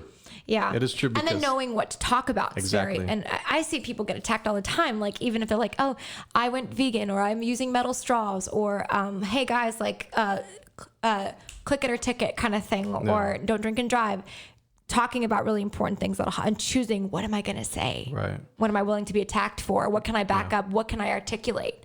And I think that's something that you have to think about, is if I'm going to be bombarded with questions about what I'm supporting, I have to be able to articulate it. And that was my thing with child abuse and child abuse awareness and foster children and CPS. I didn't know how to articulate it. I'm just now getting to that point. Yeah. So I think that's an interesting topic that you touch on, because when I joined TikTok, I was like, well, should I join TikTok? My daughter has it. She's 9 and I'm 38. You're as cool as her. Yeah, well, I'm cooler than her. Okay. So I won't tell her you said that. I'll tell her. So the thing with TikTok was like, I'm a 38-year-old man. Should I go on? Like I was having this internal 38, you look debates. a day over 32. Thank you. And I was like, should I get on because I'm an older guy, right? And the demographic. There's lots of people on there, is. though, right? It's very interesting. Is it like the new Vine? I miss yeah. Vine. Yeah. God, do you remember the days where like, I don't know if you ever used Vine. I never used Vine. Vine was it for me. That is the perfect app for people like me with short attention spans. Get to the point, but they couldn't find a way to do advertising on it very well. So TikTok opened up the advertising. I already applied for it. Oh, okay. But I call TikTok the crack of the internet because it's so fast. Boom, boom, boom, boom, boom, boom. Faster than Vine? Not as fast as Vine. Because it has the 15 seconds, 60 seconds. Vine was an interesting concept, though, for like creators. You had to learn how to make people like get to the fast. Fast. It was interesting. 6 seconds. Anyway, sorry. But TikTok, like vining out over here, like Vine. But going back to TikTok, I was like, should I be on this platform? I'm a digital marketer, so I have to learn these things. And one of the things that's helped me stand out between a lot of digital marketers or social media people is that I actually go into a app and learn it and how to do these things. Yeah. So for sure, that's a good. You have to do it. You have to, yeah. Especially in the new age. And there's going to be another app in this year that you're going to have to get on and explore. It's Bytes is already out. So you're saying I need a TikTok? Yeah, have you seen the need roast of videos? No. Those are TikTok. You haven't seen them? I probably have. I'll show them to you. You're going to laugh. If you're from the Valley, you're going to laugh. So going back to it, I was like, I'm very aware as a father, as I work with the CAC. Yeah. I'm very aware of what I should be posting because I see a lot of people on there that are misrepresenting a cause or adults in general. Like there's a lot of stupid stuff you see there. People don't think about that. And again, like it's like what we talked about earlier. It stays on there forever. Even when you think it's deleted. Yeah. There's some like CIA agent who has a whole file on you and like all the stuff you thought you deleted probably. Yeah. So what do you think about the privacy about TikTok? Because it is now a Chinese owned, I guess, app, right? Mm-hmm. So it's not American owned and TikTok is considered a national threat. I kind of feel like I gave up on worrying about my privacy 10 years ago. Yeah. Because I figured this is the new age. There's nothing I can do about it. You know what freaks me out though is if I was ever involved in like a crime case, not saying that I ever will be, but like let's say they like I died and they confiscated my phone, privacy out the window. Yeah. I mean, it's the FBI, it's the police, everyone going into your phone and knowing everything you've ever Googled, every picture you've ever taken. And the way I heard it best, the definition of privacy is the ability to control how you are perceived by others. That's really important. So whether or not like, oh, I got the truth and the dirt on them, that's not how, people want to control how they're perceived by the public. Right. So as far as like using an app, I know that YouTube cracked down on their rules about kids. Yeah. I think kids, it's very important. They just did that recently. But I kind of think that's a good thing. I know creators are really frustrated, but I don't think it's okay to be like, here's my thing. You don't post your children that often, do you? No, I had to do that. I know some people do. I will not post my children online. No. And I think like you open up, like the fact that like anybody can comment on a picture of your child freaks me out. Yeah. And like making money off of that. You get into muddy waters, you know? I had that conversation with Bobby Garcia. It's like the privacy, you can take pictures from online because Facebook owns it, whatever, Instagram. And your like children's pictures can be on a Chinese bus pushing American products. Yeah. It's very interesting. It's a very interesting world that we're navigating. But are you saying like my picture could be somewhere in like China right now? Yeah, like and I'm not getting paid. Yeah, you're not getting paid. Okay, that's I actually didn't know that. Yeah, you're gonna have to give me some lessons because I actually don't know a lot about this stuff. So you need to jump on TikTok. Okay, I'm gonna get on TikTok. Period. And I feel like TikTok, the reason why it's so popular right now and people can grow so fast is because there's not enough content creators on there. So when I guess like Facebook and app matures, there's too many creators on there now that are pushing out too much content. So there's not enough people on the thing to consume it. On TikTok, it's opposite. There's not enough content creators, but there's a lot of people on the app. So your stuff is getting pushed right to the top of the algorithm. Interesting. I was asked to join on with this new, I won't say the name of it. I won't throw them under the bus. But it always seems like so much work. I'm always like, do I have to pay to use this? Like pay to play or pay? And it always turns out that like it requires so much work of me to help them grow. Yeah. And they target people like me with like a medium-sized following. Like apps that are trying to grow, like we'll use you and you have to post like 3 times a day and do all this work and I get nothing in return. It's like, I don't want to grow your app. But like something like TikTok, I could I'm just not funny. Like, I don't know what I could TikTok. I don't know what Do you know how to dance? Yeah, I know how to dance, but I'm not a good dancer. It's made off TikTok bought Musical.ly for $1 billion. They integrated it together. So now it's just a huge, phenomenal app. But what I was interested in, I'm a data and analytics guy. So I was looking at the data and analytics, and my demographic skews to 69.5% girls, female, between the ages of 6 and 15. TikTok? On TikTok. What are you posting on TikTok? Chip challenges. So chip challenges? Yeah, it's like ASMR type of stuff? that stuff too, yes. So I had What is the deal with ASMR? Like, has that always been a thing? So it's huge in China, Korea. Yeah, but it's a new thing here. Have people always wanted to, like, it's weird. I no offense if you're into that and you need it's therapy for you. I don't know how you sit there and listen to people crunch chips or slurp spaghetti. Yeah, I can't. It's very interesting because I had to like on my social medias like Instagram, Facebook, I'll post a lot of like alcohol or food stuff like that. Yeah. But on TikTok, I knew my demographic was really young, and I didn't want to be perceived as a dude that's like talking about beer and liquor and all that stuff, because a lot of what I do for restaurants is a lot of bars and stuff like that. So that's what I post. But you're dynamic. You got a lot of parts to you. There's a lot of stuff. So I figured, like, you know what? I don't want to be known as that dude that's on there. So my daughter's on it too. Yeah. So I have to be very aware of what I'm doing. Yeah. Right. So I tried the whole inspirational thing on TikTok. Okay. Nobody cares. Yeah. Nobody cares We're about inspired that. enough on Instagram and Pinterest. So what do you post? Like chips? Chip challenge. I do. What's a chip challenge? Explain that. The Mexican hot chips. I tried it. That's nothing for you. That's not a challenge for you. Yeah, I know it's not. But the cool thing about it is TikTok is everywhere. It's so amazing when you go, like, when I go up north, and the side note, when I go up north and they're like, bring salsa, and it's like, that's like tomato sauce. That's like from the valley. Yeah. You don't understand. But yeah, like, so the people up north don't even have an idea of how good our hot sauce is. yeah. I like Tabasco though. Yeah. I can get. Are you a Tabasco person? Oh, on yeah, for popcorn? sure. Yeah. Awesome. Yeah, I don't do it anymore, but So you do the chip challenges and they go viral. so yeah, I did one Mexican hot chip How challenge. many views did it get? I'm just that curious. one got 250,000 views. No way. Are you Yes, serious? That's a it's lot. insane. It is, because it's. Why? I have no idea. That's so weird. There's one of the things on TikTok that you can pull It's the not like sounds. it's not like you're saying like a super high note or something. Yeah, no. I'm not like degrading it. I'm just saying that's interesting. It's true, because like right now the organic growth on the platform is ridiculous. It's dumb. People get TikTok famous for doing the stupidest things. You know, like YouTube used to be like that. Yeah. All these platforms, Twitter used to be like that, Instagram used to be like that until they get really oversaturated, Exactly. right? So this is where TikTok is right now. Like it's those beginning stages where a lot of this organic growth can happen without paying for it. Yeah. So that's why I want to be at the cusp of growing this huge audience and then being able to monetize it later, where I can go after Hasbro chips or something. So like I need to that. get on it then. You need to get on it. Go get some Takis and like get my content together. Exactly. But anything that you find interesting, dancing, I think I can't dance for crap. My wife is a dance instructor, so it's like there's a huge disconnect there. Oh. So dancing, if you can mildly dance, you do really good. Interesting. So Lauren, what's coming up for you? I got some new music coming out, and I got lots of shows coming up. So it's just me doing what I do. What do you do? I make music and I entertain people, and I want to do, got like a lot of shows lined up for this year. I'm doing a lot of out of town stuff, which is really cool for me.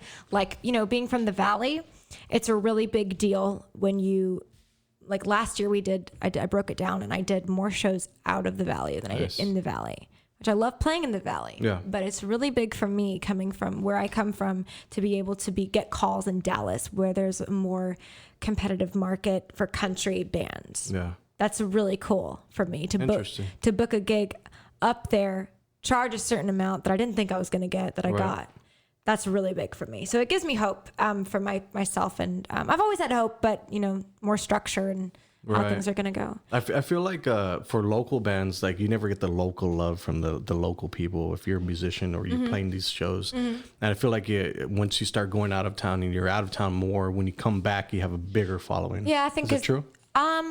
Well, for me, I started here and I've done so many gigs here, and for like the city of McGowan, the city of Edinburgh, the city of Harlingen. Like I've really worked with like Chamber of Commerces and lots of festivals and I've just really, my biggest following is in the Valley. Yeah.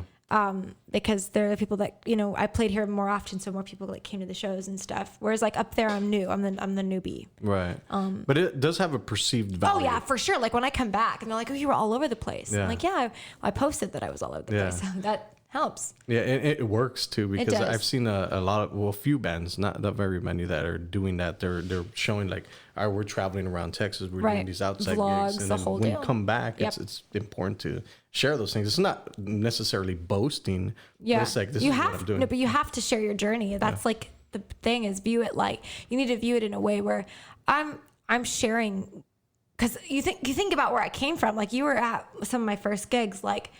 You think about where I was doing a full set of covers to now like doing mostly originals now. Yeah. So that's like a big deal. I mean, and you can go through my history online. You can see when I first started, the kind of crap I used to post on social media to now where I'm at, and the relationships I have, the shows I've gotten, the opportunities I've gotten, the people I've gotten to meet. I've grown a lot, and I want to share that with people, and I know I'm going to grow more. And that I'm definitely going to share with people. So that's you know awesome. What I mean? So before we finish off the podcast, let everybody... You had one question for me. I already forgot it. Dude. It's probably going to come to me when you're talking, so I'll just interrupt you. Great. That's usually what I do. Good. But before we finish off the podcast, let everybody know where they can find you, what you're up to, what shows are coming up. This should be airing tomorrow, which today is Wednesday. So. Oh, this is your editor. That's my editor right there. My God, that is a cool app. Technology. I love it. What's it called? Mevo. So I don't think people really get it. It's like this replaced an employee. Yeah, literally. It's cool.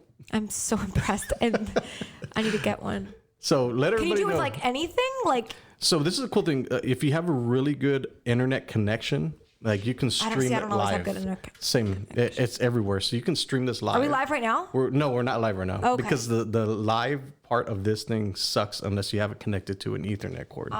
Ethernet. So, yeah, it's... Yeah. What's that? Yeah. So the cool thing about this is it's editing within the app. So it can go to your face, my face, or you can actually navigate it and just come to your face. And are you sponsored by Mevo? No. You're doing a full-blown sponsorship. Full-blown sponsorship, so maybe they'll pay attention. And I'm like that with a lot of things. Yeah, I think you have to create content. Because I do ask a ton. You know what I've been trying to get on lately is a beef brand.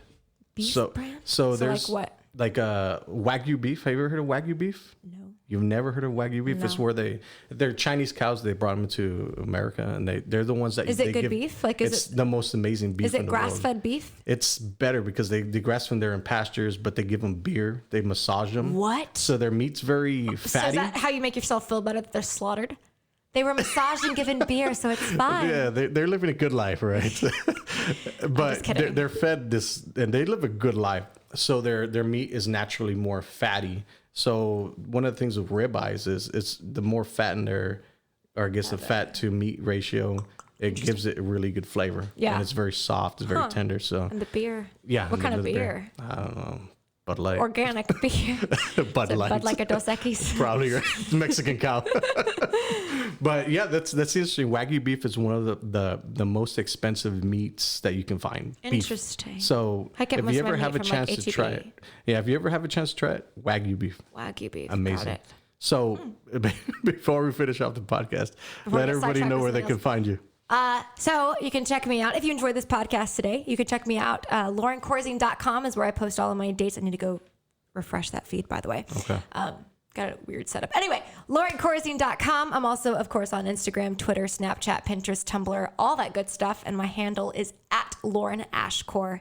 I hope to see you guys online. I'm always looking at my phone. Awesome. So we can look at our phones together and I can connect with people since we're doing it anyway. Awesome. I say Lauren, that with so much love. I appreciate you coming on the podcast. Thanks for having me. Thanks for like thinking that I'm like, my thoughts are worthy of recording. And no, I think it's very interesting because I followed you for years and I wanted to capture the story because one day you are going to be too busy to do these not things. For you, not for my Valley friends. Thank you. So that's a cool thing. You are the second podcast to almost get to 2 hours. Are you serious? I think my other buddy, we almost Is that bad? No, it's a good thing because the conversation is good. Okay. So that was the thing that I have is somebody actually listened to the full podcast, which is doesn't usually happen. Unless not they're in this like, day and age. Yeah, I don't even finish a YouTube video anymore. Exactly. So to be honest, like I'll watch like 5 minutes of something and like, and I'll go back to it later. Yeah. Sidetracked. So that's true. We live in a Attention spans have shortened. I think humans' attention spans have shortened to less than a goldfish. Yes, I heard that too. I think it's what was 3 seconds? 3 seconds. But now it's even less.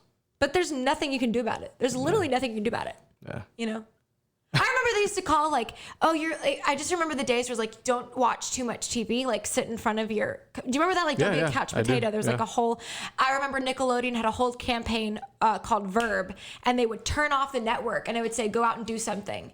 And now it's impossible just because this screen's portable. But you can't blame them. I don't know if I should be mad or sad or like I don't know how to feel about it because it's just the way it is. But people complain about people being on their phones all the time. But versus back in the day, it was just people were in their rooms talking on the phone. Or you sat and watched TV. Yeah. So it's the same thing. It's just different time. But anyways, I feel like we can talk forever. For sure. So Lauren, thank you very much for coming on the podcast, of course. See you guys later. Bye.